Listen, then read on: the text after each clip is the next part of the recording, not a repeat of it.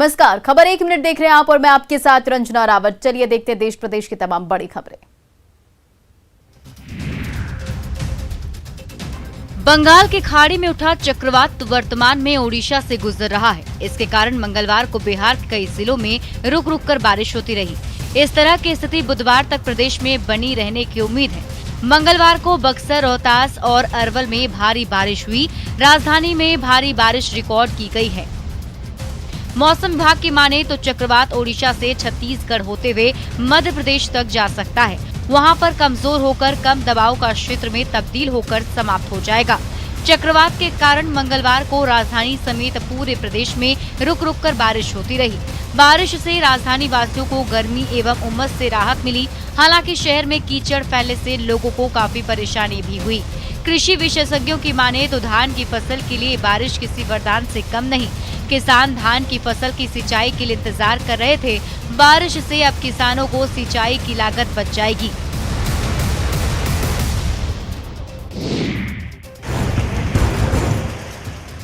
बंगाल की खाड़ी में आए चक्रवात का असर पूरे झारखंड पर पड़ा है। मंगलवार को भी लगातार राज्य भर में बारिश होती रही। मौसम विभाग का पूर्वानुमान के मुताबिक अभी भी कहीं कहीं पर हल्के से मध्यम दर्जे की बारिश हो सकती है।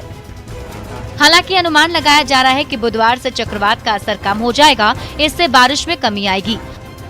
मौसम केंद्र के वरीय वैज्ञानिक अभिषेक आनंद के मुताबिक चक्रवात का केंद्र ओडिशा में है। इसके कारण इससे सटे संताल और कोल्हान के साथ साथ पूरे झारखंड में इसका व्यापक असर दिखाई दे रहा है। मौसम विभाग के मुताबिक बंगाल की खाड़ी में आया चक्रवात बुधवार को कमजोर पड़ जाएगा, पर इसके प्रभाव से 15, 16 और 17 सितंबर तक राज्य में हल्की बारिश होती रहेगी। राजधानी रांची समेत पूरे झारखंड में लगातार हो रही बारिश से आम जनजीवन बुरी तरह से प्रभावित हुआ है। बारिश के चलते लोगों को पानी भरी सड़कों पर आने जाने की मजबूरी है।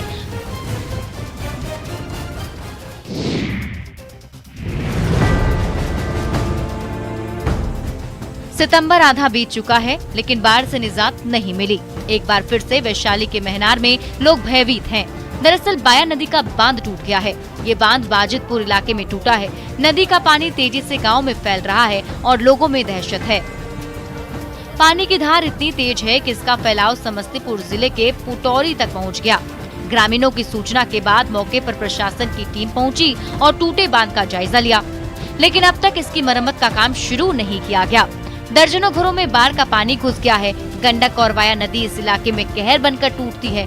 पानी से प्रभावित परिवार एक बार फिर से घर छोड़कर ऊंचे स्थान की तलाश कर रहे हैं। प्रशासन का दावा है कि तटबंध पर निगरानी बढ़ा दी गई है और जल्द ही बांध की मरम्मति कर दी जाएगी। इस बीच कई जगह पर पानी सड़क पर पहुंच चुका है। इस कारण आवागमन पूरी तरह से प्रभावित हो चुका है।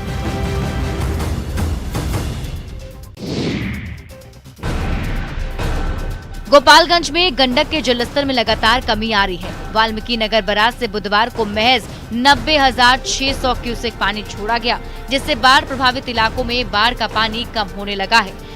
लेकिन अभी भी लोगों की परेशानी कम नहीं हुई है, जिसकी वजह से लोग तटबंधों पर शरण ले रहे हैं। बाढ़ प्रभावित गांव में भी एक अजीब सी वीरानगी छाई हुई है। सिद्धवलिया के सलेमपुर और कुचाय कोट के काला मटिहनिया में भी कटाव से लोग दहशत में हैं। जल संसाधन विभाग की टीम लगातार कटाव निरोधी कार्य करने में जुटी हुई है। पानी का समय अभी 1 महीना दिन कटाव का भी समय रहता है। इसमें अगर 1 महीना दिन चुस्त दुरुस्त काम हुआ तो 10,000 के से ज्यादा आबादी लगभग बच जाएगी। लोगों के अंदर एक उम्मीद जग रही है कि शायद पानी कम होने के बाद राहत सामग्री उनके पास पहुंचेगा, लेकिन कई लोग हैं जिनके पास मदद नहीं पहुंची है।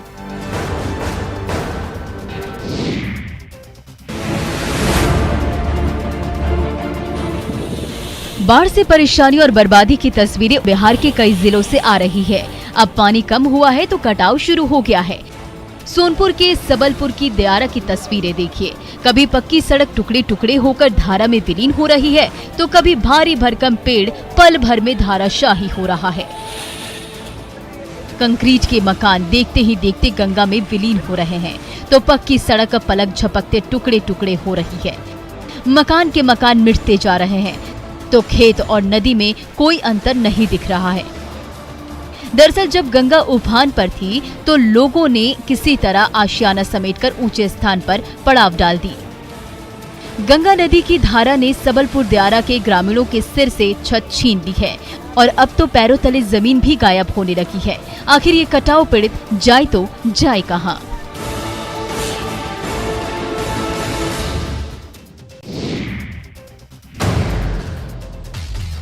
खगड़िया में इस बार बाढ़ ने कुछ ज्यादा ही सितम ढाया है। जून से ही कई इलाकों में बाढ़ का पानी पहुंच गया। नदियों के पानी में उतार चढ़ाव अभी तक होता रहा। महीने गुजर गए लेकिन गांव में जमा गंगा नदी का पानी निकलने का नाम नहीं ले रहा है। अब चारों ओर बाढ़ के पानी से घिरे ग्रामीणों के पास कोई चारा नहीं बचा है। ऐसे में जुगाड़ नाव एकमात्र सहारा है, जिस पर सवार होकर छोटे छोटे बच्चे स्कूल जाते हैं तो घर के सदस्य रोजी रोटी की तलाश में शहर का रास्ता नापते हैं। खगड़िया के गांव को गंगा नदी ने ऐसा घेर रखा है कि ना ही कहीं आने जाने का कोई रास्ता बचा है और ना नाव आ पाता है। लाद सहित डूबल जा रहे तो छाकल कैला बच्चे सब वहाँ गरा में लटक गेले बचवा। तो परेशान बाढ़ पीड़ितों ने दोनों छोरों पर रस्सी बांध दी और पशुओं को चारा डालने वाली नाव बना दिया। इधर बाढ़ के जमा पानी से महामारी फैलने का खतरा भी बढ़ गया है। मुजफ्फरपुर में भी बारिश के बाद स्थिति नारकीय है। कोलूहा पंचायत की गलियों में दरिया बह रही है। मजबूरी में उसी रास्ते से लोग गुजर रहे हैं। कई सप्ताह गुजर गए लेकिन बारिश का जमा पानी गलियों में जमा है और अब तो उस पानी में नाले का गंदा पानी मिल गया है तो हालात और नारकीय हो गए। मजबूर राहगीर किसी तरह गिरते पड़ते गुजरते रहते हैं और उसी पानी से गुजरते राहगीर जनप्रतिनिधियों से लेकर अफसरों को कोसते रहते हैं। रिक्शा और बाइक सवार तो बचते बचाते गुजर जाते हैं, लेकिन जिनके पास ना बाइक है और ना साइकिल, उनकी परेशानी बढ़ गई है। सुनते हैं लेकिन सुनने का असर कुछ नहीं होता नहीं, है। कोई असर नहीं करती है। इसी पानी में आना पड़ता है, लोगों की आवाजाही। अब काम है तो काम तो छोड़ नहीं सकते, उसको तो करना है ही। तो इस पानी को देखते हुए इतने गंदे कचरे जल जमाव। गली गली में लंबे समय से जमा पानी से अब सड़ांध निकलने लगी है, लेकिन लाख गुहार लगाने के बावजूद निगम प्रशासन पर कोई असर नहीं हो रहा है।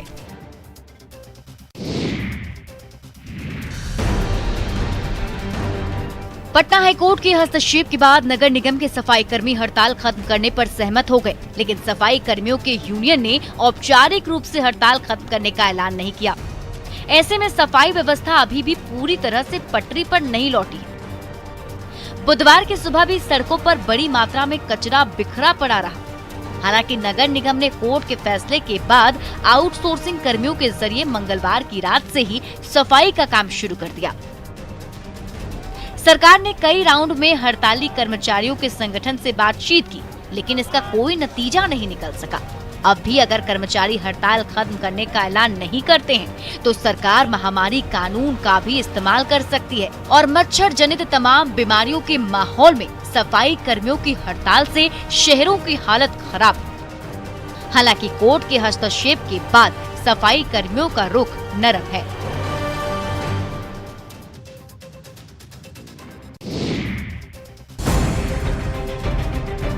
बिहार में अब सड़क दुर्घटना में मौत होने पर परिजनों को 5 लाख रुपए का मुआवजा दिया जाएगा। बिहार सरकार का ये फैसला आज से लागू हो गया है। वहीं गंभीर रूप से घायल होने पर 50,000 की सहायता राशि दी जाएगी। ये राशि वाहन दुर्घटना सहायता निधि की तरफ से दी जाएगी। पूरे बिहार में 15 सितंबर से राज्य सरकार ने नियम लागू का ऐलान कर दिया है। इस नियम के तहत सड़क दुर्घटना में मौत और घायल होने पर मुआवजा देने का प्रावधान बनाया गया है। एक भी व्यक्ति की मौत अगर सड़क दुर्घटना में होती है तो 5 लाख की राशि जो है वो मुआवजा के तौर पर दिया जाएगा। 18 अगस्त को इससे जुड़ी एक चिट्ठी जारी की गई थी। ये चिट्ठी परिवहन विभाग के सचिव ने जारी की है। इस चिट्ठी में मुआवजे के बारे में स्पष्ट तौर पर लिखा गया है कि मुआवजा देने में किसी प्रकार की दिक्कत न हो, इसके लिए परिवहन विभाग ने प्रशिक्षण पर काफी जोर दिया है। विभाग ने पुलिस और प्रशासन के अधिकारियों को प्रशिक्षण और जानकारी देने को कहा है।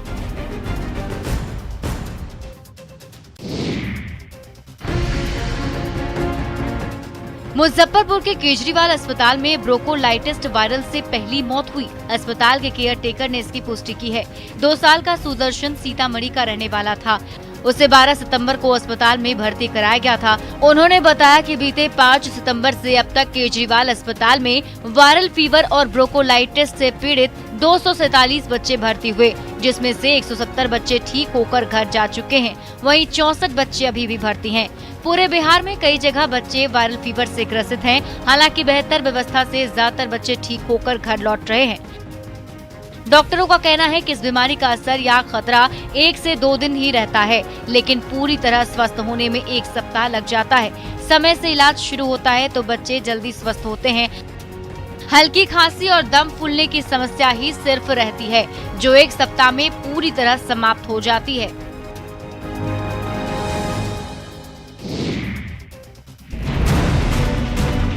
एनजीटी के आदेश के बाद झारखंड में अक्टूबर तक बालू के उठाव पर रोक है। हालांकि लोगों को हो रही परेशानी को देखते हुए प्रशासन ने कुछ फैसले लिए।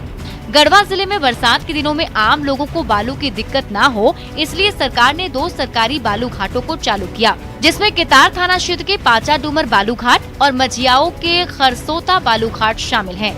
लेकिन ओवरलोडेड बालू लदे ट्रक इन दिनों यूपी भेजे जा रहे हैं। पुलिस की चेकिंग में ऐसे कई ट्रक आए दिन जब्त किए जा रहे हैं। मामला 2 पक्षों की ओर से बालू घाट पर दावा जताने से जुड़ा है। घाटों पर पुलिस की तैनाती की गई है।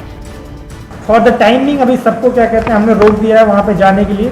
वहाँ पे मैंने अपने अंचल अधिकारी और थाना अध्यक्ष को अवगत करा दिया है कि अगर कोई भी ऐसा कंडीशन आती है तो वो क्या कहते हैं एक्टिवली उसमें पार्टिसिपेट करें और उसको रोकें। झारखंड में गिरोह काम करता है जो दूसरे राज्यों में बालू का तस्करी करता है। पुलिस ने कई बार ऐसे लोगों पर कार्रवाई भी की है।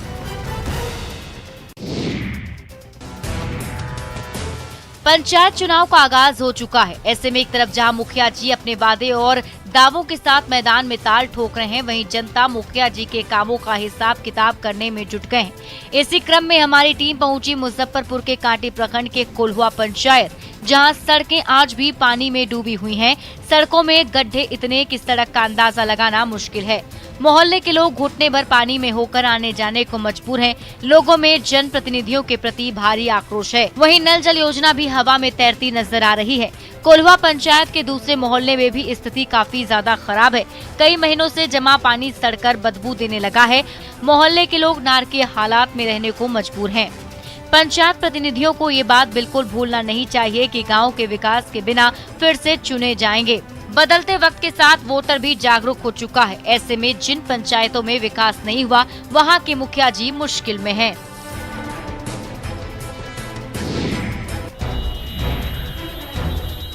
बिहार के बंगाल से सटे सीमांचल के जिलों में जुगाड़ गाड़ी यातायात एक बड़ा साधन है। खासकर सुदूर इलाके में लकड़ी के बने इस गाड़ी में मोटर लगाकर जुगाड़ तकनीक से बनाए गए ऐसी गाड़ी बेहद उपयोगी है। सुदूर इलाके से मरीज को इलाज के लिए लाना हो या माल ढुलाई और सवारी ढोने में भी जुगाड़ गाड़ी बेहद उपयोगी है।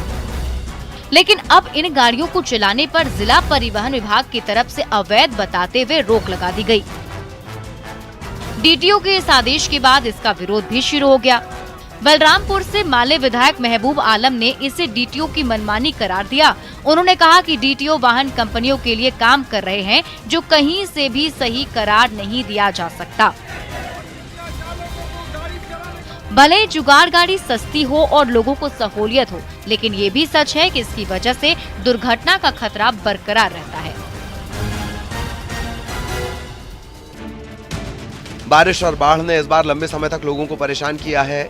जिस वैशाली की धरती ने पूरी दुनिया को लोकतंत्र का पाठ पढ़ाया था, उससे जुड़ी अनमोल यादें आज बाढ़ के पानी में मिटने की कगार पर पहुंच गई हैं। ऐसे में इन धरोहरों की हिफाजत नहीं हुई तो आने वाली पीढ़ियों को शायद पता भी नहीं चलेगा। इन बौद्ध मंदिरों में कभी बुद्धम शरणम गच्छामि के बोल गूंजते थे। महात्मा बुद्ध के अनुयायियों का तांता लगा रहता था, लेकिन आज हर तरफ सैलाब का साया है।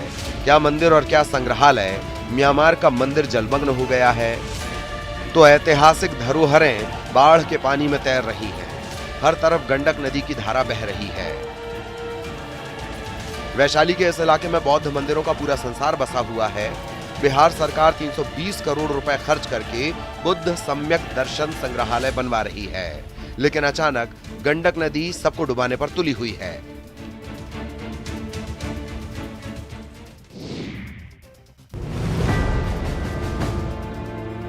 बगहा में न्यूज 18 की खबर का बड़ा असर हुआ है। न्यूज 18 पर खबर चलने के बाद प्रशासन ने रामनगर अंचल अधिकारी के नेतृत्व में आनन फानन में एक टीम का गठन किया है। ये टीम दोन के 2 पंचायतों के 26 गांवों का निरीक्षण कर नुकसान का आकलन करेगी और राहत देगी। न्यूज 18 ने खबर दिखाई थी कि कैसे दोन इलाके के लोग मरीजों को खाट पर लेकर पैदल अस्पताल जाते हैं और करीब 25 किलोमीटर का सफर उन्हें पैदल तय करना पड़ता है। उस क्षेत्र में जो भी लोगों की कठिनाइयाँ है, जैसे किसी का घर कट गया है, आवासीय घर कटा है, पशु शेड कटा है, रास्ता कटा है, कलवर्ट पुल पुलिया कटा हुआ है, और नियमानुसार यथोचित कार्रवाई करते हुए उन लोगों को सारी सुविधाएं उपलब्ध कराएगी। पहले जंगल और फिर कई नदियों को पार कर लोग अपने परिजनों का इलाज कराने जाते हैं। पहाड़ी इलाके में सभी रास्ते टूट चुके हैं। गाँव में इलाज का कोई इंतजाम नहीं। मजबूरी में लोग जान जोखिम में डालकर सफर कर रहे हैं। अब स्थिति बदलने की उम्मीद है।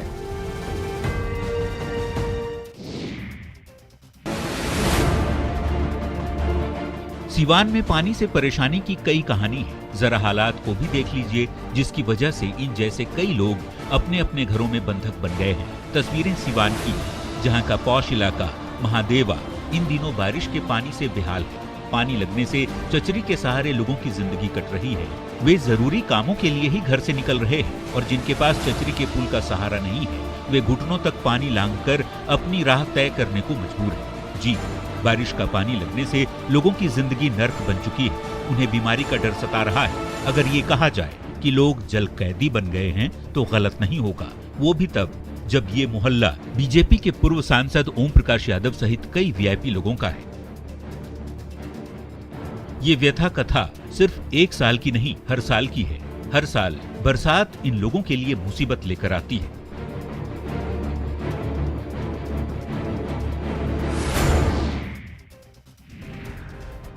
गोपालगंज में गंडक के जलस्तर में कमी जरूर आ रही है, लेकिन बाढ़ पीड़ितों की परेशानी अभी कम नहीं हुई है।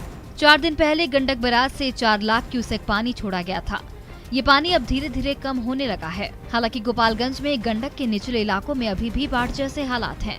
माचागढ़ प्रखंड का गोसिया और निमुया पंचायत बाढ़ से बुरी तरह प्रभावित है। यहाँ के बाढ़ पीड़ितों के सामने मवेशियों के लिए चारे की समस्या बड़ी है। कुल मिलाकर फिलहाल लोगों को राहत मिलती नहीं दिख रही। माचागढ़ प्रखंड के गौसिया पंचायत के वार्ड नंबर 14 का हाल बुरा है। यहाँ पर सैकड़ों घर बाढ़ के पानी में डूब गए हैं। बाढ़ प्रभावित गांव का जिला मुख्यालय से संपर्क टूट गया है। आने जाने के लिए सिर्फ नाव ही सहारा बचा है। गंडक के निचले इलाकों में लगातार पानी फैल रहा है। डीएम और एसपी भी लगातार तटबंधों पर निगरानी रख रहे हैं। सबसे मुश्किल है कि आने जाने के लिए सिर्फ नाव ही सहारा बचा है। गंडक के निचले इलाकों में लगातार पानी फैल रहा है। बगहा में गंडक नदी के जलस्तर में रिकॉर्ड गिरावट दर्ज की गई है। वाल्मीकि नगर गंडक बराज से फिलहाल 2,20,000 क्यूसेक पानी का डिस्चार्ज हो रहा है। बरसात के दिनों में ये जलस्तर सामान्य माना जाता है। जलस्तर में गिरावट से निचले इलाकों में पानी निकलना शुरू हो गया है। इसके साथ ही गंडक नदी में नाव का परिचालन भी शुरू कर दिया गया है। राहत थोड़ा मिला है। पानी ज्यादा आया हुआ था, पानी से सब लोग तबाह थे। अब थोड़ा थोड़ा पानी घट रहा है, अब थोड़ा थोड़ा इसी हो रहा है। इसके पहले 2 दिन गंडक के साथ साथ सिकहरना नदी जमकर कहर बरपा रही थी। इलाके में हुई भारी बारिश के बाद सिकहरना नदी के जलस्तर में बढ़ोतरी ने नई मुसीबत खड़ी कर दी थी। लौरिया गोनौली मुख्य मार्ग पर बाढ़ का पानी आ गया था। बावजूद इसके लोग पानी के बहाव में जान जोखिम में डालकर आवाजाही कर रहे थे, जिससे खतरा बना हुआ था। हालांकि अब स्थिति सामान्य है।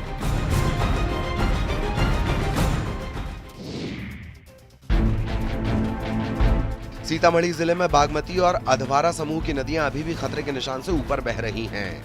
नदियों के जल स्तर में अचानक आई वृद्धि का असर भी दिख रहा है। सीतामढ़ी के जिला मुख्यालय डुमरा के ग्रामीण इलाकों में पानी पहुंच चुका है।